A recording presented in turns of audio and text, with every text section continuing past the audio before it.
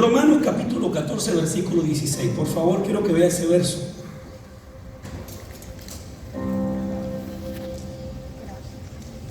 La paz está conectada con el reino. El reino de Dios es una esfera espiritual. No es físico, no es político. No tiene que ver con reglas, ni tiene que ver con estructuras sociales humanas. El reino de Dios, Jesús le dijo a Pilato en una ocasión: mi reino no es de este mundo. Porque Pilato pensaba que Jesús era un rey político.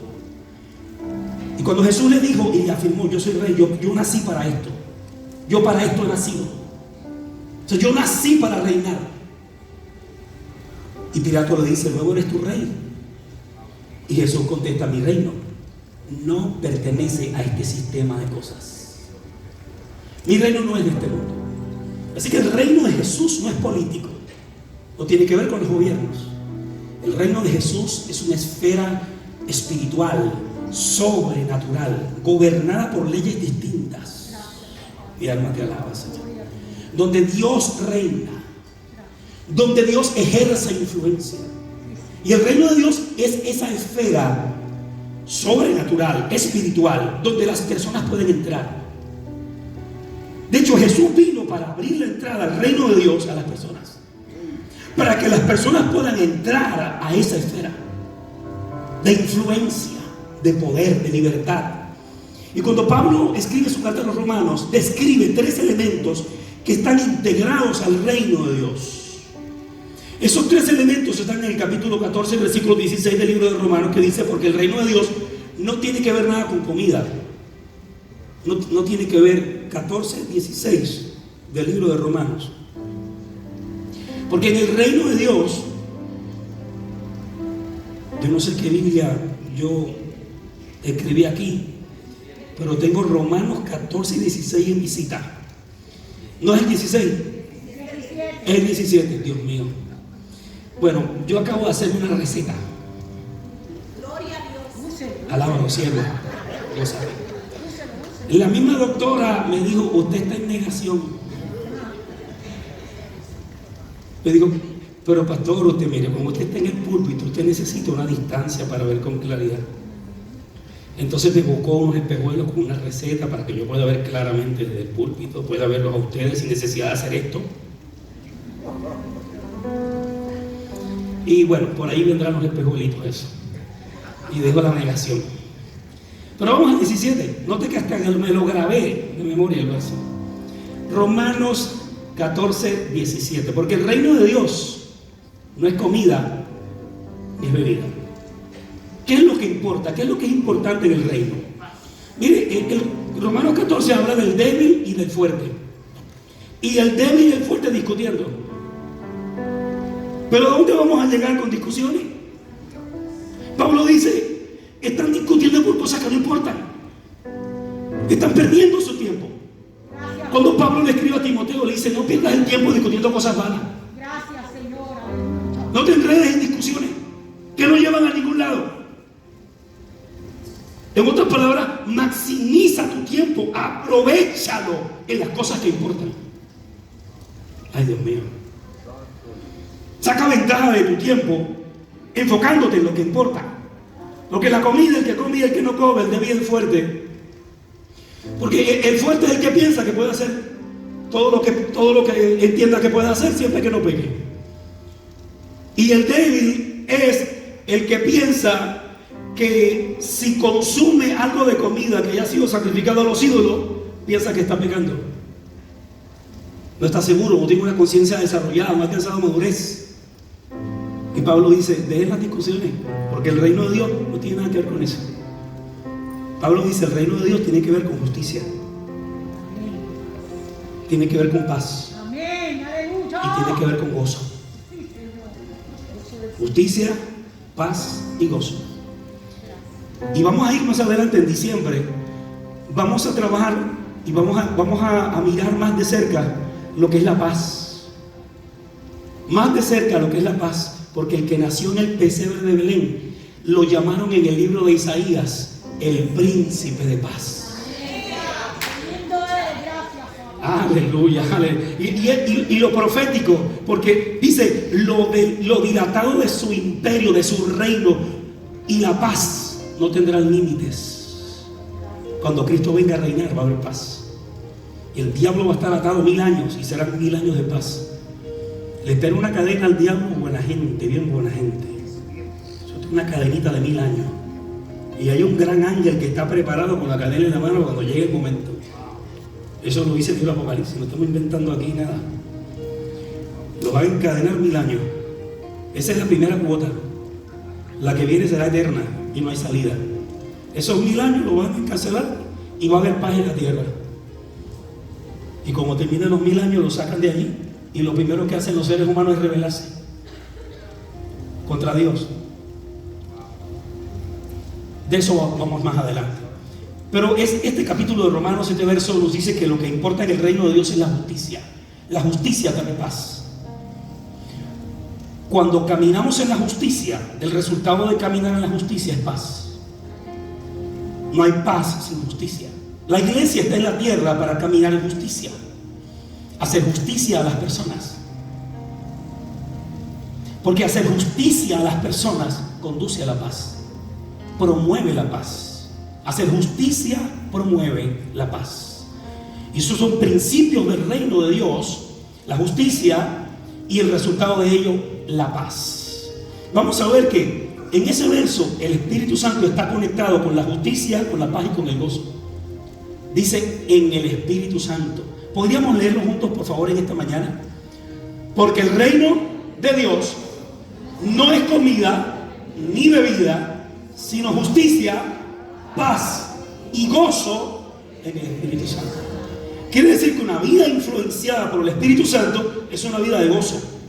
Una vida influenciada por el Espíritu Santo es una vida de paz.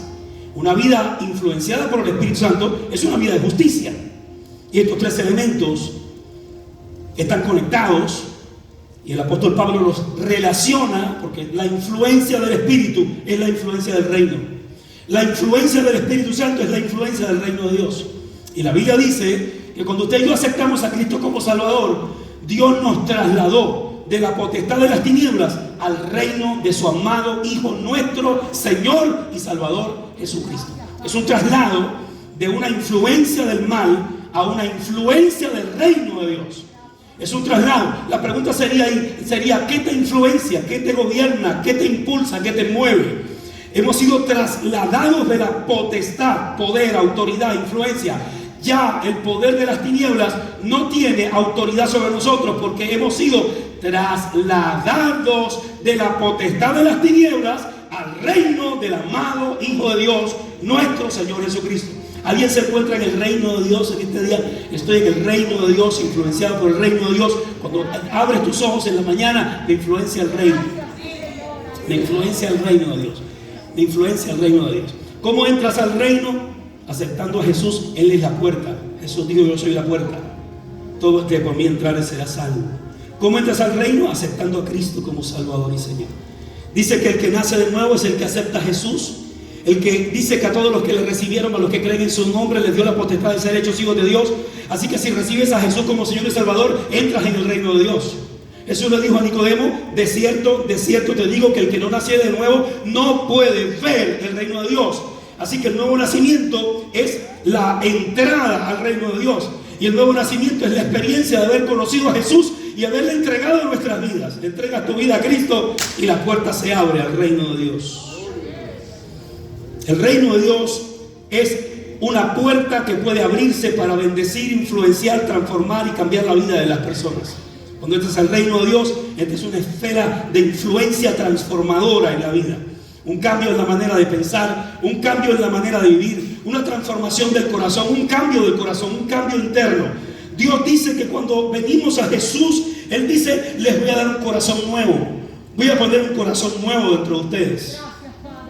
Les daré un nuevo corazón para amarme, para obedecerme, para seguir mis instrucciones, dócil para percibir cuando estoy moviéndome, cuando estoy obrando, cuando estoy actuando, para rendirse a mis propósitos.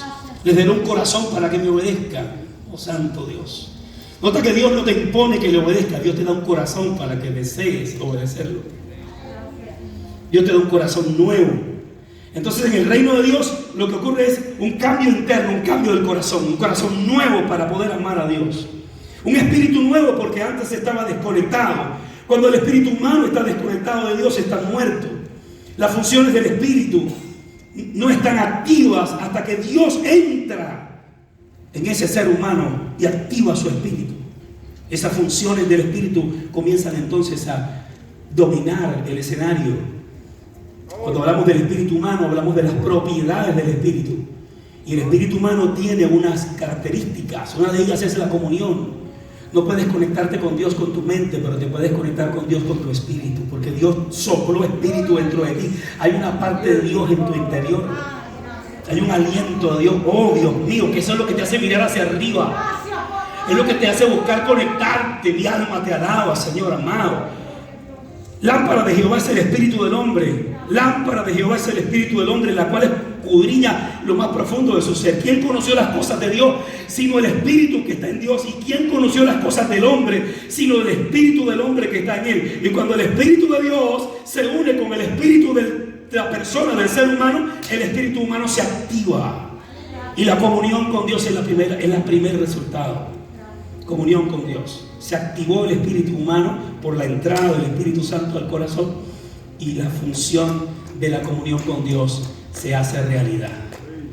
La función de la conciencia es una función del espíritu humano. Cuando el Espíritu Santo entra en el corazón de la persona y es influenciada por el reino de Dios, entonces su conciencia es iluminada. Entonces puede discernir lo que está bien y lo que está mal. Porque el espíritu humano que estaba desconectado y muerto, cuando entra la vida de Dios, aleluya, entonces comienza la conciencia a ver con más claridad. Alabado sea Dios.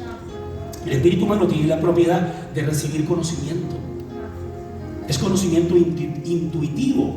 Es el conocimiento que no media la razón. Es un conocimiento que usted lo recibe de manera súbita, inmediata. Dios mío. No sé si está aquí todavía, pero usted no nació así adulto, ¿verdad que no? Dígale que tiene cerca, tú no naciste así como te ves ahora. Tú te ves de lo más bien. Pero usted no nació así. Usted nació como un bebé. Y usted tuvo que pasar unos procesos para adquirir conocimiento. Y su mente comenzar a desarrollar a través de las interacciones, de los procesos de vida, y en cada etapa de su desarrollo usted convertirse en un adulto. Cuando Dios creó a Adán, no lo creó como un niño, como un bebé. Cuando Dios creó a Adán, lo creó un ser humano adulto. ¿Usted se imagina a Adán gateando? No tiene sentido. Dios creó un ser humano adulto y lo creó como un ser humano adulto, porque el conocimiento que Adán tenía no mediaba la razón, no mediaba el intelecto, no mediaba su mente. El conocimiento de Adán era un conocimiento intuitivo, producto de su comunión con Dios, de su relación con Dios. Cuando Dios creó a Adán y sopló en él aliento de vida, dice ciertamente el libro de Job, ciertamente espíritu hay en el hombre y el soplo del omnipotente le hace que entienda. Así que una propiedad del espíritu humano es recibir conocimiento, pero es un conocimiento que viene de Dios directamente al ser humano. Es como cuando Felipe dice, bueno, la verdad es que no te puedo explicar mucho cómo es esto de que Jesús es el Mesías. Yo no te puedo explicar mucho, pero tú ven y ven, porque yo estoy bien convencido.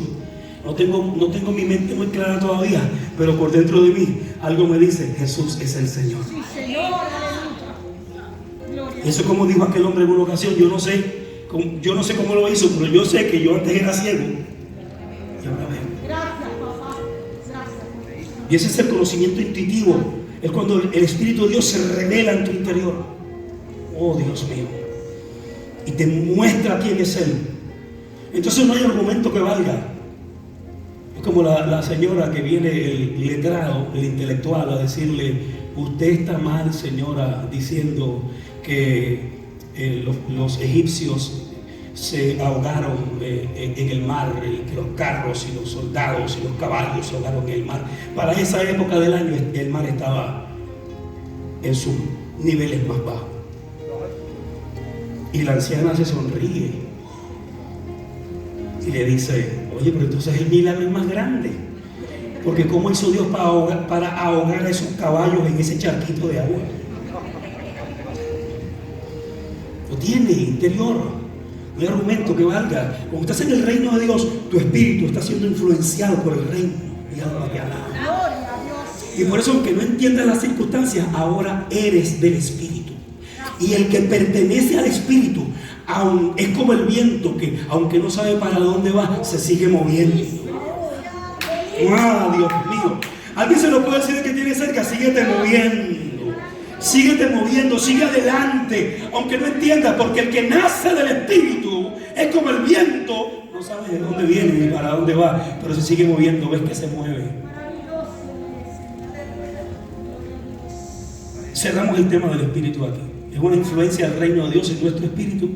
El Espíritu Santo viene a morar en nuestro interior, activa nuestro interior, activa nuestro espíritu. Entonces comienza nuestra mente a entender, nuestra alma a ceder.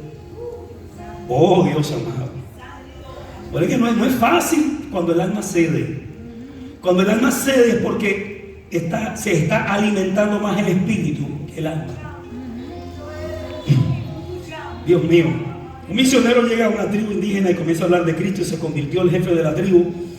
Y el jefe de la tribu tuvo un sueño y vio a dos perros que estaban peleando uno con el otro. Y ese sueño lo inquietó tanto que el jefe de la tribu fue a donde el misionero a preguntarle qué significaba ese sueño, porque él se preguntaba en el sueño cuál de los dos perros iba a salir ganando, cuál perro prevalecería. Y el misionero, al escuchar el sueño del jefe de la tribu, le dijo: pues el que tú alimentes más, ese va a resultar ganando. Y hoy en día vivimos en una batalla del espíritu contra el alma contra el espíritu. Gálatas capítulo 5. El deseo del espíritu es contra la carne y el deseo de la carne es contra el espíritu. ¿Y quién va a ganar? El que alimente más.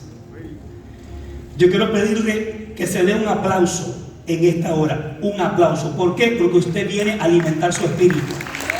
Yo vine a alimentar mi espíritu. Vine a alimentar mi espíritu. Aleluya. Porque no solo de pan vivirá el hombre, sino de toda palabra que sale de la boca de Dios. Vine a ver la palabra, vine a encontrarme con las escrituras y vine a alimentar mi espíritu. Porque esta semana vamos a tener muchas batallas con el alma. Y el alma te va a querer llevar una vida sin paz, una vida sin gozo. Y solamente se puede vivir dependiendo del poder del Espíritu Santo. Quiero tomar estos últimos minutos para compartir con ustedes cómo funciona la paz cuando obedecemos las instrucciones de Dios. Libro de los Salmos, el Salmo 119, verso 165. En mi lectura devocional de la Biblia en un año, voy precisamente, parte de las lecturas, es el Salmo 119. Y lo debo terminar ya los últimos versos, hasta el verso 175. Y en la lectura del Salmo 119, verso 165 dice: mucha paz tienen los que aman tu ley. Mucha paz tienen los que aman tu ley, y no hay en ellos tropiezo. Eso quiere decir que cuando decidimos seguir las instrucciones de Dios, el resultado de esa obediencia es paz. La paz es el resultado de obedecer las instrucciones de Dios. Es decir, la paz viene cuando vivimos en armonía con el Señor. Vivir en armonía con Dios, siguiendo sus instrucciones, el resultado es paz. La Biblia es nuestro manual de instrucciones, es nuestra guía para vivir. Y siempre que seguimos las instrucciones de Dios, siguiendo el manual, que es la palabra, que es la escritura, que es la Biblia, el resultado es paz interior. Si quieres un equipo que funcione bien, necesitas buscar el manual de instrucciones y operarlo según el manual para que tenga un buen funcionamiento. Por lo tanto, nosotros somos creación de Dios y tenemos un manual de operación. Cuando seguimos el manual de operación para las relaciones, funcionan. Cuando seguimos el manual de operación para la finanza, funcionan. La administración financiera, siguiendo las instrucciones del manual, van a funcionar. Cuando sigues el manual, no de la cultura, sino de la escritura, y sigues el manual de instrucciones para la crianza de los hijos, funciona. funciona, si sigues el manual de Dios para las relaciones en tu vida, amistad, matrimonio, familia, hay un plan, hay un diseño, hay un manual. Si lo seguimos, vamos a tener como resultado la paz. La paz se aleja cuando seguimos nuestro propio corazón, cuando seguimos nuestra propia mente, nuestros sentidos. La paz se aleja de nosotros. Pero estar en paz con Dios es vivir según sus instrucciones. Y para seguir las instrucciones de Dios necesitamos ser humildes. Es decir, el orgullo se roba la paz. Es decir, cuando le decimos a Dios, no estoy dispuesto a seguir tus instrucciones en esta área de mi vida, lo voy a hacer siguiendo mi criterio, no voy a seguir el tuyo. En el momento en que decidimos dejar los criterios de Dios a un lado para vivir los nuestros, perdemos la paz.